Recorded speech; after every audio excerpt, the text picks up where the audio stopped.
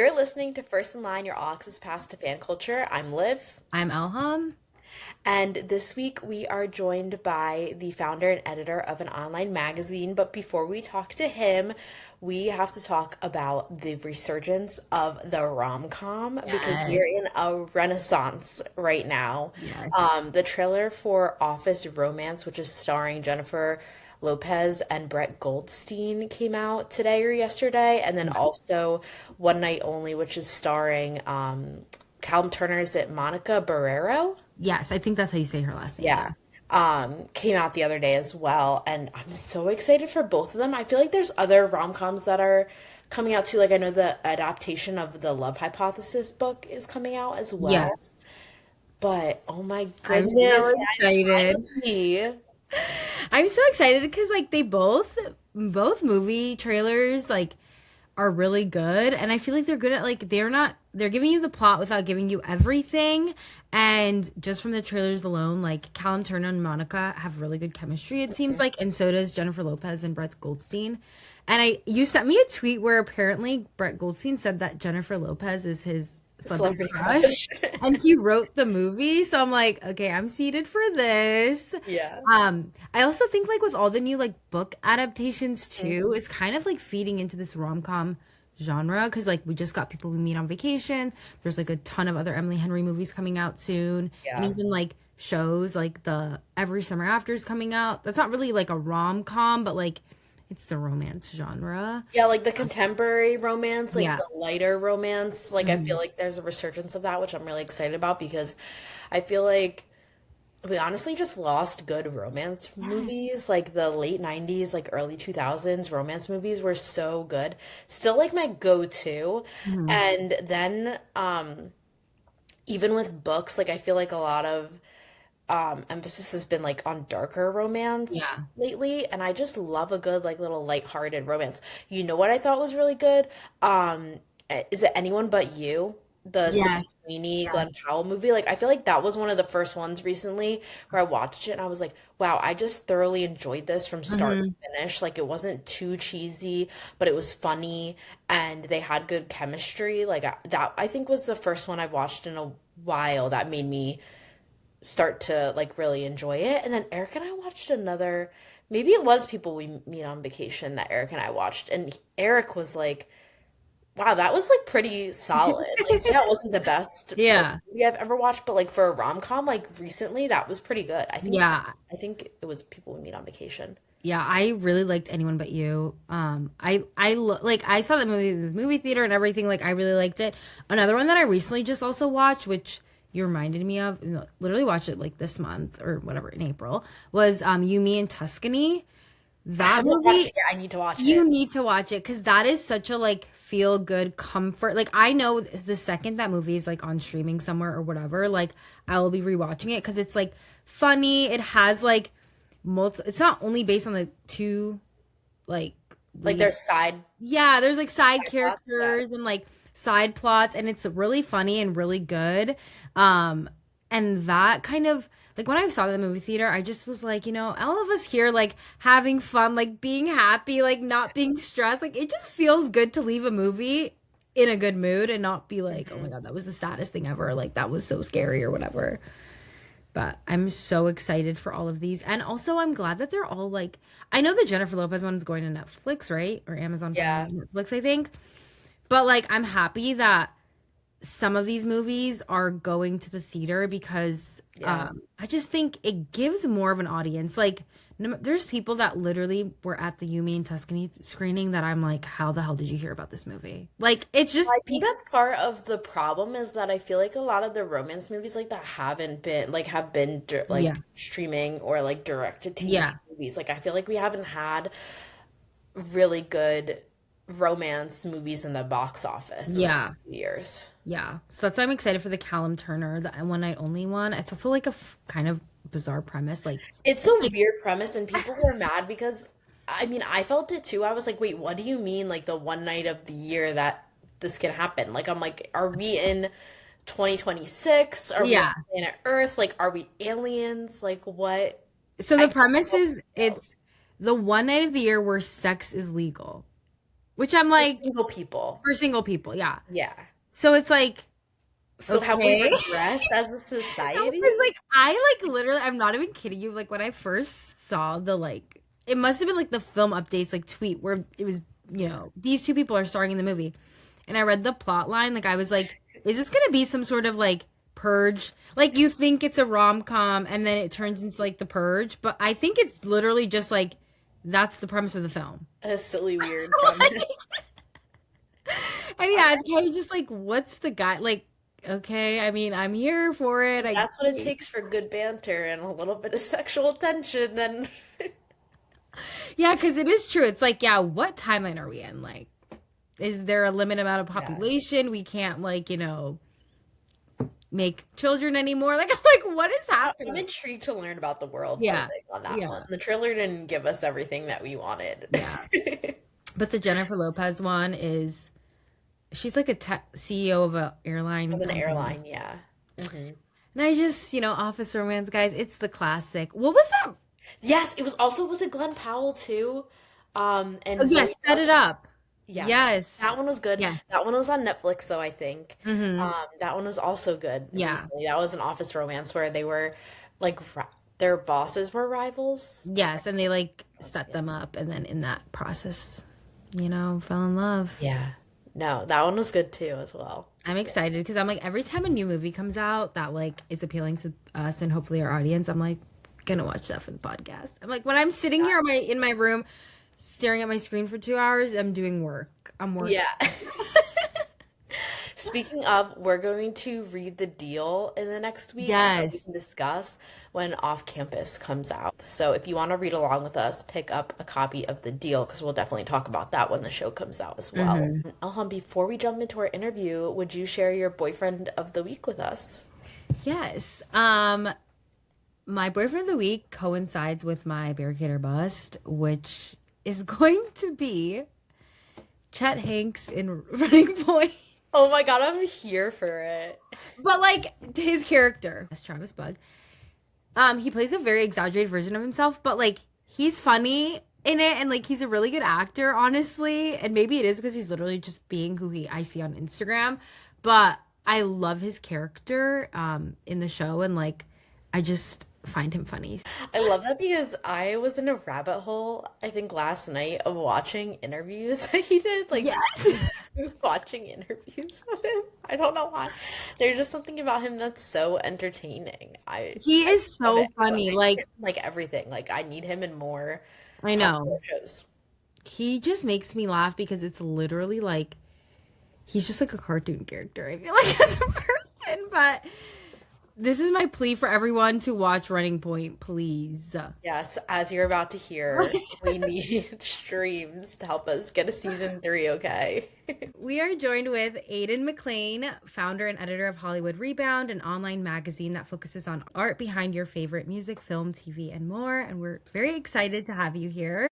Thank you. I'm excited to be here. This is going to be so fun. Yes. To throw you right into it, first in line, we would love to know what your barricade or bust is for the week. So something that you've been really loving recently.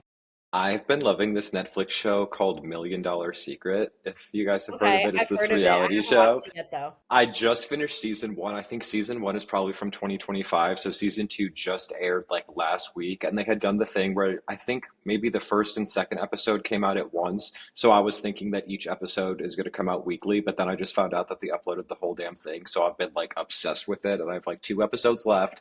It's a group of like 10 to 15 people. They're in this huge mansion somewhere, I think in almost Alaska or Montana. It's very, very isolated. And one of them has a case of $1 million. Everyone gets a case, but only one has the $1 million. And then they do activities throughout the day, and clues are given, and there's like battles and teams and conniving. And then you try to vote out the secret millionaire. It's like addicting. I swear to God. I Do you love get it. their like case if you vote like whoever you So vote if out you you get their vote the case? millionaire out, then the case gets randomly distributed. But sometimes there's like really weird rules that go on. So for example, you can win a challenge, and then if you're the millionaire, you can switch your case. You can get a kill shot, which is when you like eliminate 2 players instead of voting out a player, as the rules typically are. So it's kind of like all the best parts of reality TV because it's like drama but competition. and someone's gonna win money at the end, so I'm like, I'm hooked.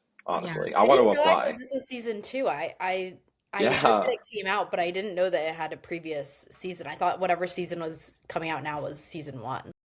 I just love when I find a show though when I'm close to the second season coming Yeah. out, so I don't have to go through that waiting period. Because I just watched The Studio on Apple TV, which I think Mhm. is from 2025, and Yeah. I think I loved it so much. I was like, when is season two coming out? And I think they're just filming it, or it just started production in January, so it's probably going to be another year. So that one I could have waited to discover, because now I have to have the waiting period of season two. But now I'll just find something else to watch. So Yeah, Yeah, that's funny. that sounds like it's kind of giving like Traders in a way Hmm. it does, it is, it's concept. totally Yeah. like that. I'd have to check it out. I've never heard of it. So I thought it was gonna be like those $1 million listing. Like I thought it was gonna be like a real estate show or I something. had no idea what it was. It just came up randomly on like Netflix recommend, and like after the first like episode, I was like, wait, this is like you said, it's traders, but it's just so many different aspects of different shows all rolled into one. And I'm Mhm. like, oh yeah, I would be on that show if they let me. Yeah, But I don't know how that works. I Yeah, almost you need applied to to Squid apply. Game when that came out because I was so desperate at the time. I've been trying to get Elham to apply for traders, so I think you need to apply for Yes, $1 million. please. I'm like too scared. I'm too scared. I'd have to look on my socials. Like I am too scared, but I would love the money at the end of it. Exactly. Well, and the crazy thing about this too, so at the end of season one, I won't spoil it for anyone, but there is like there's no guarantee even if you hold the $1 million throughout the entire game. On Like the you're gonna last episode they just changed the rules completely where it's all random again, so it's like, oh, if I like, you really feel for these competitors because sometimes the rules are so bizarre and you're like, they set them up to fail. But honestly, I guess that's what we're also rooting for because it makes for good TV. But very good show, highly recommend. Mine is also a TV show from Netflix. It's Should I Marry a Murderer? I don't know if you guys have seen it. Oh It's no. No. a three-part series. A woman in Scotland gets engaged to someone from Tinder that she had known for a couple months that she fell in love with, and she asks him one night, like, is there anything that I should know about you before I'm married to you for the rest of my life? And he confesses to killing someone. And then she ends up continuing to date him while the police are gathering enough evidence to arrest him for the murder. So it's her like kind of retelling this story. So And he's like an it's active really crazy. investigation and she's dating So him. she reports this person that he killed, admits to killing, had been missing for 3 years, like just Oh my vanished. God. It wasn't known what happened to him. So she ends up telling the police, like, my fiance's just confessed to this. But That's there's no, like, the police scary. don't have a body, and they don't have any evidence aside from like her telling them that this is That's what he told her. insane. So it goes through like what happens, and it's really twisted, and there's parts that are like really, really sad. Yeah. But I started watching it last night. Like I was like, oh, I'll just throw whatever's on, just put something on, and I sat watching it for 2.5 hours. Hmm. Like I was like, I should be in bed, and I literally sat for 2.5 hours watching it. So it is really, really like thrilling and Hmm. keeps you It's watching. always those random shows that you discover that get you. Yeah.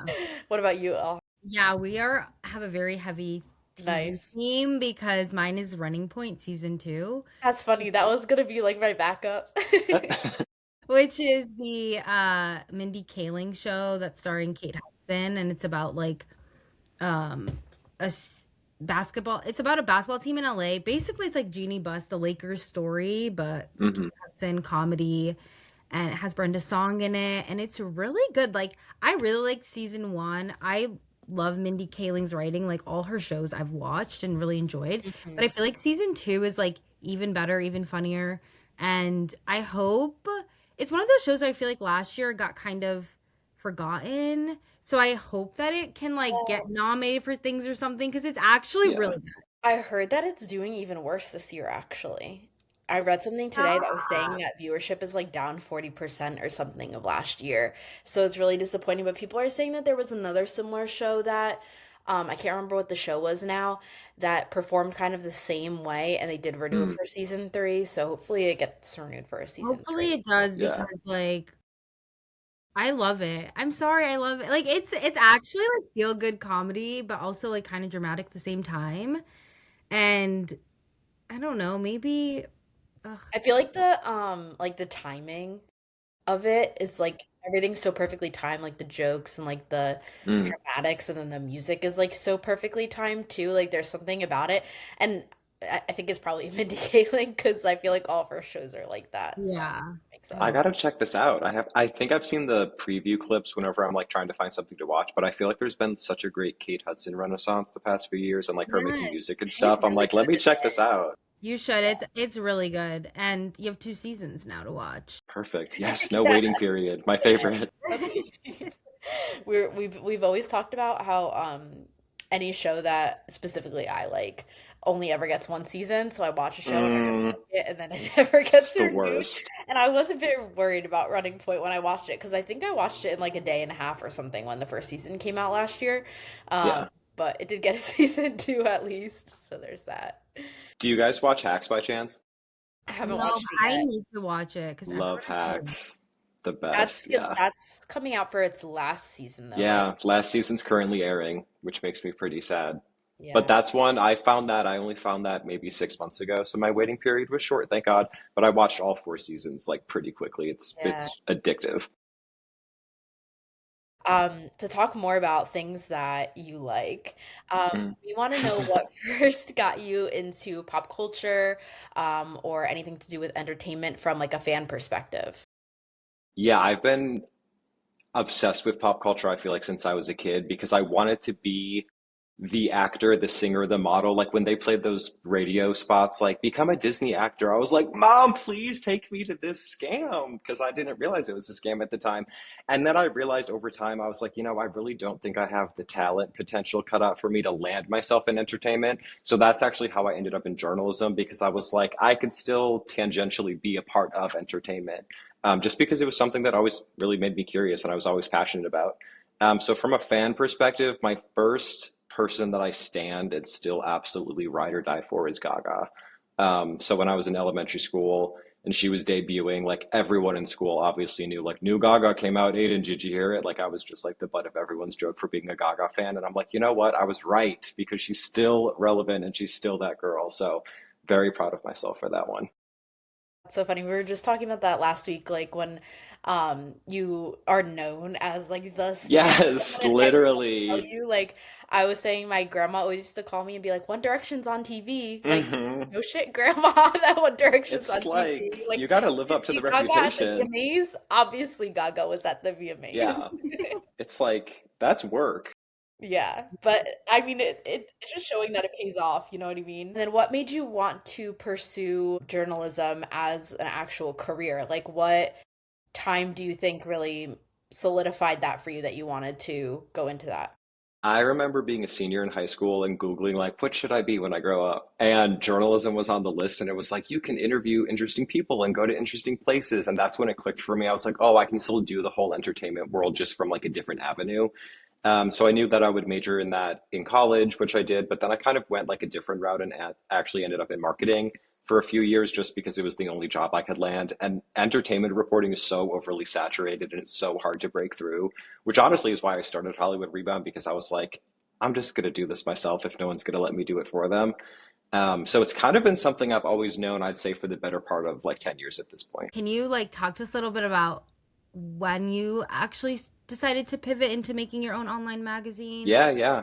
I was living in DC at the time, so I was going to Georgetown for my master's, and I worked in a magazine down there, and my primary role was like sending up the newsletter. And I was like, wait, like, what if I just started? It was like a Saturday, I was sitting at my desk drinking coffee. So honestly, Hollywood Rebound is just like the child of a caffeine rush because I was just thinking, like, wait, what if I just start my own newsletter and just like summarize entertainment news? And that's actually how it started. I would summarize other entertainment reporting for about the first 6 months. And then once I got the hang of it, or at least found the routine of it, I was like, okay, I feel confident enough with this to take the next step and actually like interview artists. And the first person I interviewed actually was Cher's co-founder in Los Angeles because she has a gelato company called Cher Lotto. And I remember when I just emailed them for some press photos. I was like, "Hey, I run this magazine," which, by the way, like amazing what an email address can do for you, right? Because it's a company email address, and it just I feel like it opens so many doors. Because I just asked for press photos. I was like, "Hey, I want to post this to my Instagram. Can you send me some photos of the ice cream?" And they got back to me and they were like, we can talk to you, like we can set you up on a call with the founder. And I remember I screenshotted it and sent it to Clea immediately because like Clea and I always joke that she's like my Chris Jenner, she's my manager. And I was like, Clea, we did it. Like we landed our first interview and it's with like someone, like not that he himself was recognizable, but it was close enough in proximity that I was like freaking out. So that Mhm. was a fun one. That's so funny. How has it been sort of having to put yourself out there as like an independent journalist or someone starting, kind of an entrepreneur, Yeah. starting something on your own in comparison with all of the really big, blogs and Yeah. news outlets out there? No, that's a great question because I'm more typically reserved myself. I don't know if anyone's interested in astrology, but I'm a Scorpio rising, so like to just like be withdrawn and kind of like go in my own lane and be loyal to the people that are immediately around me, but like not necessarily branch out to something like social media with such high visibility.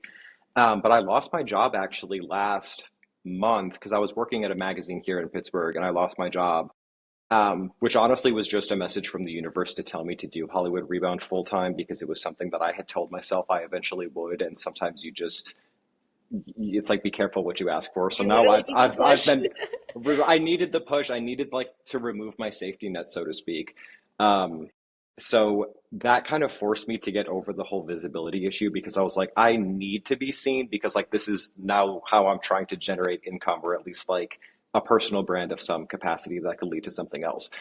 So it's definitely interesting managing all aspects of I'm doing like outreach, I'm doing the interview, the writing, the editing, social media, showing up on TikTok to promote. So it's a whirlwind for sure, but I feel like it's one helping me learn all different aspects that I necessarily wouldn't necessarily have to do if I was at a larger blog where like everyone has their own station, so to speak. So it's been good. It's been a whiplash, but it's been fun. It's fun to do your own thing because I feel like my days pass so much faster. Yeah, it's got to be hard though to keep like sort of the discipline of making sure that you're It doing all the does. things because I know too from um starting my own online magazine um Mhm. is that I would do all the things that I liked doing but then not do the things that Exactly. don't love to do as much. Is there something that you really kind of have to like sit yourself down and be like, this is what I'm gonna do this now because you don't like it as much, or maybe that it's not as comfortable Mm, for you? I think honestly, I do enjoy the interviewing and the writing process. I'd say mainly for me, it's social media creation on like something like Canva, just because graphic design is not my strong suit at all. But we know, Um, we know, and I'm like, it's we so are that. tough. We It's are, so tough. Liv and I are literally, we have her sister who helps us with our socials because the both of us are just like, dee, dee, dee, like, I don't know. Like it's Same. actually crazy how much of like an eye you truly have to have for that Totally. sort of stuff. Like anyone can be armed with Canva, and I think it's a fantastic platform for beginners to use. But the way that Elham and I use it versus when we send something to my sister to look at before we post, and then she Mm, absolutely destroys it, is like, same. oh wow, I really don't have an eye for any of this actually. Like No, people same. people that sit and like use Canva and use like the templates but then still have to do their own thing, like they do deserve, a full salary for that because it's Oh my not God, yeah. yeah. And I feel like every time I open Twitter, they're like Canva, Figma, this. I'm like, there are so many now all doing so. I feel like I'm behind and I don't even know like the basics of graphic design, but Yeah. Do you I'll use just Figma at all? I started with Figma because it had a higher output for like quality, but I didn't understand it to the point where like all I could do was add a photo and add text. That was it. And I think they have some new AI feature, which I tried to just like dabble with a few months ago. And I only needed to create a new frame or a new canvas for me to actually work in.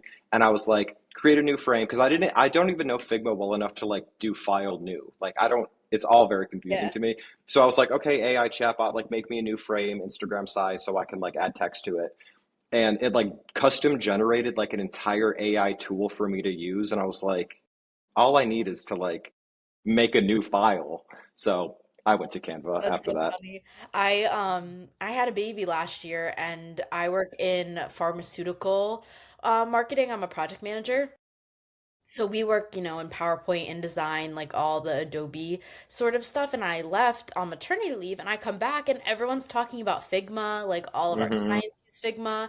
And I have never heard Figma a day of my life. And I'm like, I was Right. only gone like 3 months. Yeah, you're like, where did this come from? I've never It, opened it, but it's funny that you say that because now yeah, it's I'm like, I all was that I'm lost. hearing and like all of our, art designers that we're hiring, like in the interviews, like they have it on their resumes. Yeah, I Yeah. I, I don't know, it's the stuff, it's the small things like that when you're starting something on your own that like it's difficult to not have the industry standard, but yeah, then it's also difficult to keep up with all the industry standards because they do change so totally. quickly and like the costs really rack up and everything like that. Yeah, and even with like resources, even something like finding photos can be so complicated, and that like makes or breaks a story since people are only really looking at visuals nowadays. So there's sometimes things that I feel like I could cover potentially, but then I don't have a photo to back it up, and I'm like, I'm not going to use like a stock image of like a family laughing at a picnic, you know what I mean? Yeah. So it's like that I feel like is a limitation too. But I guess like the tools we use like get us by. CapCut's another one that I've been trying to like teach myself just because I know video editing is like a skill that people should know nowadays. But then I open Twitter and they're like, Claude can video edit now, so like you just lost that too. And I'm like, I feel like I can't do anything. I know. But It's also, like, overwhelming. It have you ever, stresses me out. yeah, trying to use AI like for like design things, I feel like rarely works. Like at work Same. time, like I don't know. I feel like there's always something where you need to go to a graphic designer or someone else and Hmm. "Can you please fix this," because it's never really I that feel good. like there's some sort of competition that we did at work that had something to do with AI and like all of our designers used AI to make a design, but they also like did design work on it themselves. And I kind of feel like only again someone with that kind of eye could actually know what to input to make something come out that's not like AI slop. Like you really need Right. to know the keywords to put in there to make it not look Yeah. like everything else Like looks. even we use Riverside to obviously we're recording on Yeah. Riverside right now and like Hmm. when we they make clips for you on here, which is really nice. But we still have to go in and edit because they'll be Totally. like changing the speaker screen. It'll be dual screen, then it'll go to solo screen, and like little things like that where it's like Like you we'll let really, who's on the top to yeah. every Mm. second. So it's like I'm like AI is nice sometimes, I guess, but other times you really need someone else to actually do the work because Yeah, it's which makes me feel so much better. Like when I see it fail or falter in some way, I'm like, yes. You mentioned that interviewing was your favorite part of your job with Hollywood Rebound. So, could you tell us about what your favorite interview has been so far? Yes. One that I'm most proud of is probably Rose Gray, who I chatted with last May 2025. Mhm. And I just discovered her because she was opening for Kesha on tour. One of my strategies is like if a new tour is announced, I'll try to email the openers just because like they have a higher likelihood of saying yes to an interview. And I got the Rose Gray interview, which was fantastic. I discovered that she and I are practically birthday twins. We're off by like a day. Hashtag Capricorn.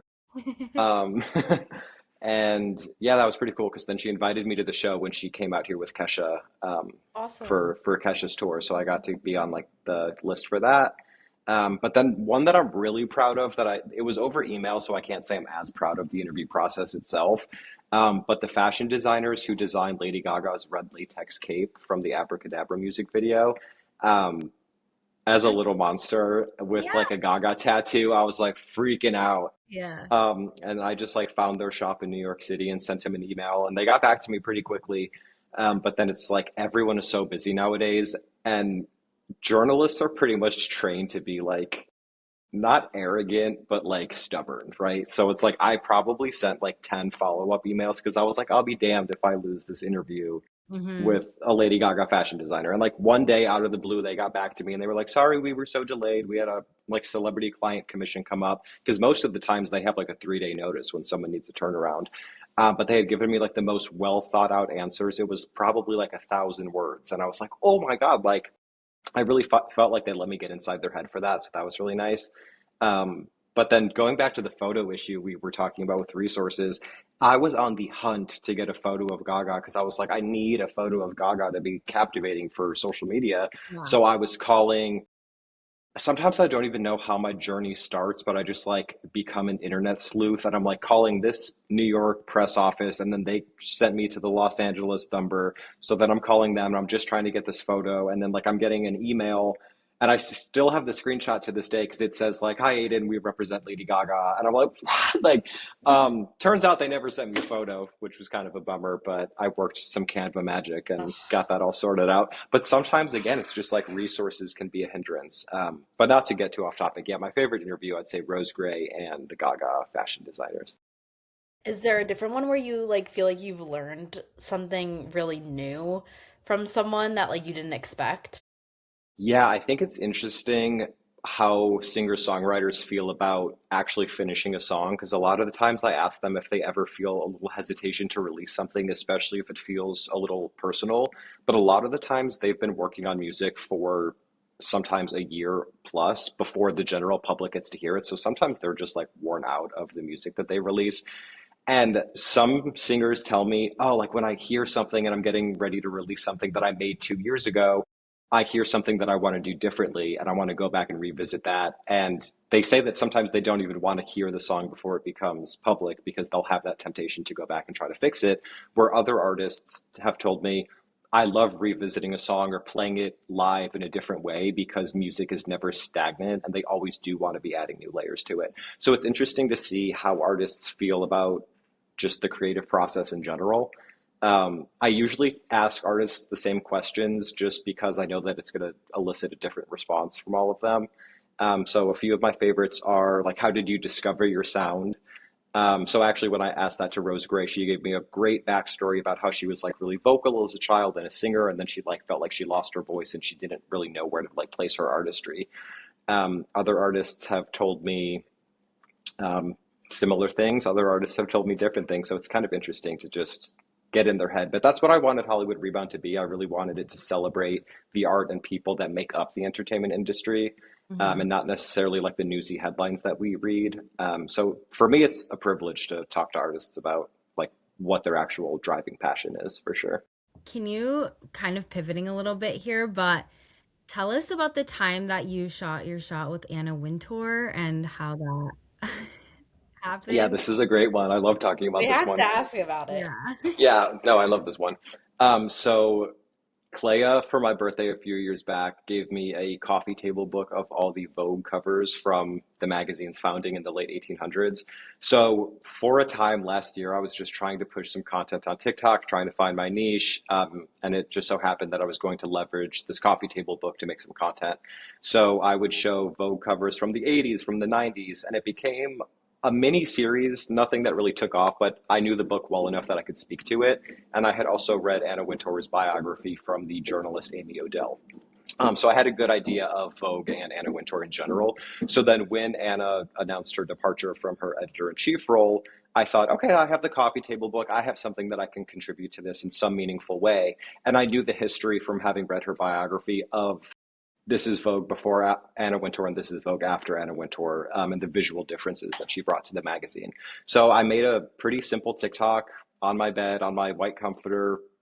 Took about 5 minutes. It's a 45-second video. And needless to say, it blew up. I think today it has like 16 million views. So crazy, crazy. Um, and someone from Paris reached out. His name is Mark Abergel, and if I'm pronouncing his last name correctly, and he runs a Substack, a fashion Substack in Paris. And he just asked if he could embed my TikTok. I was like, yeah, go for it. He's like, I'll give you credit. I'm like, no, like, go for it. All good. And he did tell me, he's like, Anna subscribes to the Substack herself, so like she'll have a chance to see your video. And I was like, even better, like again, like feel free to use it. And a few days later, when he sent out his newsletter, it included my TikTok and he screenshotted his analytics and sent it to me just to show that Anna Wintour did indeed open the newsletter because it had two opens at the time. It was first thing in the morning. It said opened by Aidan McClain and opened by Anna Wintour, but it was her email address. And I'm like, well, I was like, I'm not going to let this opportunity Can't pass me unsee by. the email Right. I can't address. unsee this. So I screenshotted it, got her email, sent her an email, and I did a trick. I made the subject line re : so then she would think that she was responding to an email thread that was already existing. And then I did re : a video that Mark Abergel featured in his Substack. And then I essentially just said, And I read this like 10 times to make it as precise as possible because I'm like, I know she doesn't have a second in the world. But I said, hi, Anna. You may have seen a video that Mark featured in his Substack. I'm starting my own media publication, and I would love to know if you have any advice for like building a media company from the ground up. And then a few hours later, I was out to lunch, and she responded, and she said, "Be fearless." Point. And I have that screenshotted and framed. And then Mark himself was really helpful because I reached out to him, and he was like, "I knew you'd be smart enough to email her." So I was like, "Yes." And then since I had her email from back then, a few months ago at this point, I emailed her and I emailed Chloe Mal just because I knew the email structure of Vogue now. I asked both of them. For Anna, I said, in the name of being fearless, I would love to inquire about press credentials for Hollywood Rebound for the Met Gala. Like, how do I go about doing this? And I essentially asked Chloe the same thing, just like, what does the process even look like for this? Because the application, I don't believe they make public. And then a few weeks after that, I got an email with the press application. So I was like, either Anna Wintour or Chloe Mal forwarded my email to someone. So that was pretty exciting. I did get denied, which is who cares? Because I honestly smiled when I got denied because I was like, this just shows me like when you get a little like hint of motivation like that, I'm like, okay, I'll be there next year. Yeah, So it was all good. Yeah. I love that. That And I is like still just get, so inspirational. I commented on that TikTok and I literally get Yes. a notification You were one of my first comments, I remember. about like people liking my comment still to this day. And I'm always like, yes, why yes. Yeah, I know that like lives in longevity. And then like sometimes I see it pop up on Instagram Reels or whatever, and I'm like, damn, like that should be me with another million views on Instagram, but I never posted it to That's the thing Instagram is like until, yeah, it's always the videos that take 30 seconds to record and that you don't even exactly. think twice about that you just post and you never know what's gonna happen to them until they go viral. And then you try Exactly. to like I'm sure that you experience this as trying to promote yourself and Hollywood Rebound. Like it's Yeah, so difficult to 100%. replicate that like virality of posts like Totally. that, especially when I you're, trying to promote something. I made my few next TikToks were about fashion and Anna Wintour and who could be her successor. And like TikTok was really promoting me well because they were giving me like hundreds of thousands of views. But I was like almost just talking out of my ass because I'm like, I'm not a fashion expert. Like I'm much more knowledgeable about music than I am fashion. I know like about fashion and I keep up with the journalists and have read biographies, but I don't know enough about it to like talk about it like an expert. Yeah. And TikTok thought that I did. And then I was just like, you know what? I don't think I want this to be my niche. So I kind of just stopped making that kind of content. Sometimes I just get bored. Well, That's then, fair. Like yeah. there's only like Anna Wintour's great, but like there's only so far you can take that one. Right? Yeah, That bit like there's not like how many Anna Wintour stands are there out there? exactly. And I think I like milked it for what it was worth and then like did what I could do with the email. But I still have that shit pinned on my profile because I'm like, I need everyone to know that this Yes, TikTok exists. of No, I So feel it's like been course. good. it's really says a lot about you too, and it's really smart that you went back for more and that you used what she said Yeah, to I was kind like, of okay, I'll be ask for what fearless. you Yeah, wanted. Like I really love that, and I get your point too. Like what did getting denied? Like sure, yeah, okay, like you exactly. gonna do cry about it? And Like honestly, I took my rejection and just like made it into a Instagram post. And I was like, three things I learned from being rejected from the Met Gala. Because I was like, let me just turn my Instagram. I feel like I just realized, which I should have realized years ago, that Instagram is just no longer the app that it used to be. Yeah. And maybe I'm just now admitting that because I didn't want it to be the case. But I because feel you like took it everything so out there is seriously when you just, were yeah, 15. yeah, exactly. Mhm. I'm like, I just want it to be fun again, but it just feels a little bit commercialized, but it's almost one of those things where it's like, if you can't beat them, join them. So I'm trying to like I'm trying to use my own Instagram page as more of like a personal branding asset. I don't know how you guys feel about that. Yeah, All for it. yeah. I feel like it's definitely gone towards more. Instagram is kind of like a TikTok now. Like Yeah, it it's is. like they push reels, they push video, um, and like sort of they also push like current events, if that makes sense. Like Hmm. obviously on our podcast page, like there was all this drama with Summer House, the show on Bravo, and like all of that, like we made a whole timeline about it. That's like our most viewed, most liked, engaged post on Anything Instagram. that we do that's like kind of like news related Yeah. does Yeah. like the best, I feel Yeah, like, on Instagram. Yeah, Instagram, it's I a don't beat. know. It's a beast, yeah. What's your favorite social I platform? feel like TikTok, based on what you were saying, like Instagram being a beast, I feel like TikTok is the easiest because Yeah, I feel like TikTok, it's easy even if you don't have that many followers to like Yeah, reach a wider audience. Whereas I feel like yeah. Instagram, it's really hard if you don't have followers to Hmm. gain a following or like really engage with people on like a repeated basis. Where I Yeah, feel like, TikTok, once someone likes one video, then it keeps showing up and you keep kind of yeah, being exactly. fed through the feed. And like Exactly. what you were saying too, one video does well. If you do other videos related to that, Hmm. like they really do kind of push hmm it out there.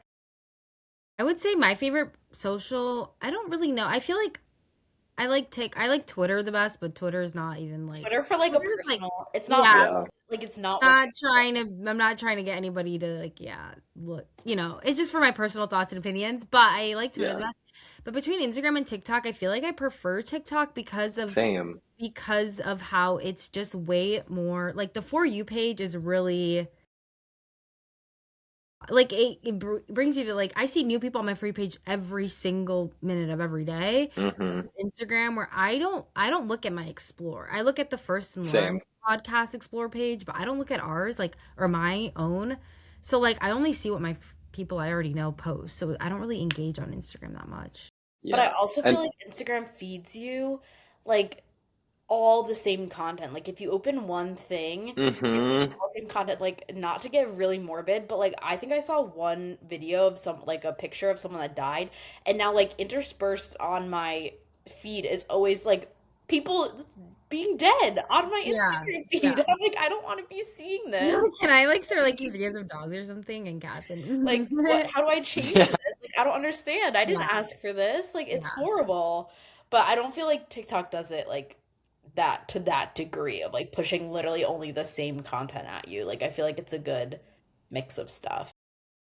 yeah, I actually find a lot of artists that I end up interviewing on TikTok, which is great. I feel like the discoverability is unmatched. Yeah, for Yeah, sure. Yeah. Instagram, I'm like, eh. Like even though it's vertical video, I'm just like something's not like the aura's off. It's not the same Yeah. as Yeah, TikTok. I will. Something Yeah, I about don't ever like go through reels. Like I'm Same. not. And if I click on a reel, it's on accident. Yeah, or like if someone sends me a reel or is telling me about a reel, I'm like, yeah, I saw that on TikTok 3 weeks ago. You know what I mean? Exactly. It's like Exactly. that kind of stuff. And I feel embarrassed that I have to make reels for Hollywood Rebound, and I'm like, oh, I'm making a reel. I've I become know. my worst nightmare. I know. No, we always talk about that. We're like, we can hide them from our profiles. Yeah, no, I Like do the your same followers love sometimes. to see that. I do the same. It's so funny. But going back a little bit to the Met Gala, we wanted to know if you had any predictions or things that you were looking forward to or people that you wanted to see at the Met Gala this year.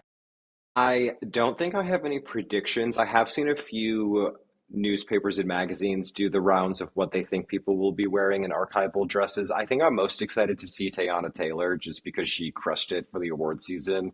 I don't know who she would wear because I don't know if she has a partnership with anyone. But I think most excited for her. I would love my girl Gaga to swing through, especially with this Devil Wears Prada promo. Um, I feel like that would actually be a pretty cool cast to see there, Devil Wears Prada, just to see. Yeah. I feel like they've made it very meta this time around, so just to see if they, like, even if Anna leans into it at the Met, because she's been such an active part of the promo, and then of course Zendaya. But I don't know, like I feel like she's I almost saw wanting to something go today into saying that hiding. she's not going to Yeah, I go. saw. I Yeah, don't She's know. yeah. not I going. feel like what I saw from was like a reliable source. I can't remember Okay. though. But Yeah. that's Damn. Okay, then I'm gonna put Yeah, because she's all. like such a good Met Gala Yeah, person. yeah. No, she's the best. Um, the theme will be interesting, I think. I think Yeah. it might be a little underwhelming. Really? You don't think people will like take risks or something? I feel like yeah, I Mm, see that Loki. my favorite is always to see like the men's fashion because I yeah, feel like a lot of the men, even on regular red carpets, like don't take the risk. So I hmm always like to see who does take the risk. agree. I'm hoping that the Heated Rivalry boys will be there because I feel like if anyone Yeah, that would be like fun. actually go in on the theme, it'll be them. Yeah. Or I Coleman think, Domingo would be good too for Yeah, the he would best. kill it. Yes, Mhm. absolutely. I think they stuck a funny word into the description of the theme because I think they say like we want to examine the clothed body. So they're basically like everyone better cover up. They're like, there's cameras, there's press, Yeah, we're live on E. We cannot yeah. have. They're like wink, wink, clothed body, please. I think you know who I would love to show up because she always knocks it out of the park is Janelle Monáe, and I feel like she would have something really good for this one. Mhm. Yeah. I definitely think there is going to be a meta Devil Wears Prada moment. There has to be. Maybe Yeah, it's coming there out has this to be. weekend. Like, Yeah, I got tickets for tomorrow. I'm excited. I know I'm excited to I watch it. need that popcorn bucket. I Wait, didn't realize. wait, sorry. I was gonna say my favorite thing is that I saw an interview recently about Anne Hathaway because she was talking about coming back for Princess Diaries 3. And she was talking about how she's been in like this. They were kind of asking her, "How do you feel about coming back for the Princess Diaries 3?" And she was like, "It kind of feels like Taylor Swift going on the Eras tour. Like it feels like you're like, why wouldn't I come back? Like, Hmm. kind of like a world championship, like ride the bus around town type of thing. You know what I mean?" Yeah, And she was saying like, "Oh, she's been in this little like indie box doing all these indie films, and she didn't think that she was gonna like come out of that and do something." I'm like, you're literally in The Devil Wears Prada. She was just in that right. other Amazon Prime Video, Yeah, like the one the with Harry movie. yeah. I'm like, what are you talking I about? The know. I'm Lexi like, movies. God. I guess she's also she's in like Mother Mary that honestly has been kind of low Yeah. key, like has I didn't even realize that movie was out in the movie theater because I feel like Devil Wears Prada is everywhere where like it kind of get buried in the press, but I guess that's an indie film. But yeah, it's so funny. I also saw that she it must have been the same thing where she's like I've been working for like 3 years straight, which I'm like I kind of believe that because I feel like Yeah. she's always everywhere on a carpet doing something. So, but I will be sat for Devil's Wears Prada 2 and I will be sat Yes. for Princess Diaries 3. Like I will And I've be. heard Devil Wears Prada 2 is good. Yes, the That's what reviews I've are been hearing. I'm excited. Have you heard about the Mother Mary controversy? no. There's a band, this two sisters. I'm supposed to be interviewing them, so hopefully I can secure that interview. But they are Mormon, and their whole appeal or like aesthetic is like escaping Mormonism and like what forced religion can do to someone. So it's like they're coming to terms with that, and they're two sisters. And I guess the aesthetic that they use in their promo, and their name is Mother Mary, is very similar to the aesthetic that was used in the movie. And now, of course, with search and even looking for information, if you search for Mother Mary, this band is buried in search results. And the movie is also selling like vinyls for the soundtrack and music. And they're like, this is literally what we do and who we are. So sometimes it is a little unfortunate when like big Hollywood just sweeps in and kind of steals, because I feel like people are stealing even small creators' ideas all the time, and like Yeah. who are you going to believe, like Hollywood or a small creator? But I did not know that. Oh my God, I'd have to. yeah, Well, I had found that on TikTok. hopefully you secure the interview so I can read about it because I'm like, Yes. Yeah. that's like Mhm. really bad. Yeah. Yeah. It's just unfortunate. So we'll see what happens. Yeah. Um, well, can you let us in on any secrets about the future of Hollywood Rebound? Any, things you want to give us, tidbits? I'm like, what have I even been working on recently? I did one thing that I was funny earlier when you mentioned like, did I learn anything that I wouldn't expect? The funniest thing is when I was, because Hollywood Rebound is still growing, and I feel like since losing my job, I've been able to put all my time and energy into it that I've wanted to for the past 3 years. So now it's finally hitting a growth stage or a momentum spurt. But when I interviewed Rose Gray last year, I was the first person that she told that there was going to be a deluxe sister companion to Louder Please. And I was like, girl, ain't nobody gonna read this shit. But I was like, of course I'll put that in the story because people can still find it. But I was like, yeah, girl, I was like, I'm This not the isn't one to break news yeah. yet. But I thank you so much for your trust in me. Thanks for the Um, exclusive. yeah, I was like, thanks for the exclusive. What's coming up? I hope some more exciting interviews. The interesting thing about artists, especially artists in LA, is that everyone knows each other, which is really beneficial just because if I write a profile about one artist, their friend sees it, their collaborator Mhm. sees it, and now I'm finally starting to get to the point where people reach out to me instead, which is nice and validating. But I'm also working on a podcast, so I Oh guess my stay God. tuned for that. I'm such a perfectionist. Going back to the whole visibility issue, I'm like, I finally got over how I look on camera. Now I have to get over how I sound on podcasts. I've done like 10 takes, but I think the concept, I think people will enjoy it. It's kind of like a crossover of two of my personal interests. So Yeah. hopefully that's launching soon. Yeah, I'm excited for that. Do you have any advice for anyone that's thinking about taking the risk and starting something of their own? Yeah, I think you just got to do it, which honestly, we saw the universe kind of just pushed me to do it because I wasn't willing to do it on my own. But I remember once, because I was a part of my newspaper in school for undergrad, and I interviewed this comedian, and I would always ask him, like, what advice do you have for undergraduates looking to get into comedy? And he was like, you have to remove your safety net, because he's like, if you have no safety net, then you will get the job done. Like, I don't want to be posting myself on TikTok all the time, but I have to because I need the visibility now. So it's like if it's your only option, like you'll figure out a way to get it done. But also just for entertainment journalism specifically, I would just say do the work because you don't need to be published in an actual newspaper or magazine. Like you can start a portfolio or a blog or read like the business email that I talked about, start a business email and email people and like you'll hear back from like a good majority of people that you have no business emailing, but you do it anyway. I have actually my vision board for 2026 is like styled like a bingo card. And one of them is email one person, cold email one person per month that I admire. And I just like, I've emailed obviously the Anna Wintour thing. I've emailed Edward Enninful and I heard back from his team. Like I never got a quote or like advice from him, but they still do get back to you. Yeah. So just like, whatever your expectation of what you think you can achieve is, just multiply that by 10. Because I feel like we don't really all give ourselves credit for what we're capable of doing. But if you're forced with the option of either doing this or failing completely, like you'll figure out a way to get it done. So just do it. You got it. I love that. And can you let our listeners know where they can find Hollywood Rebound? Yes, Hollywood Rebound is on Instagram and TikTok at Hollywood Rebound, and you can sign up for our free newsletter at HollywoodRebound.com. That goes out every Wednesday, and my goal there is to try to introduce you to someone in the entertainment industry that you don't know of yet. You may know their work, but you don't know their name. So HollywoodRebound.com and Hollywood Rebound across socials.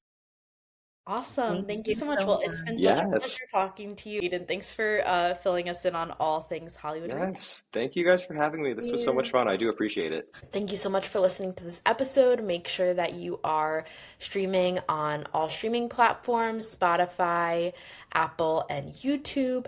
And then also make sure you're following us at First in Line Pod on Twitter, TikTok, and Instagram. And make sure you're rating and reviewing us on Apple Podcasts as well as Spotify, 5 stars only. Leave us comments. Let us know how amazing you think we are. Please, we need it. Thank you for listening. We'll see you next time on First in Line.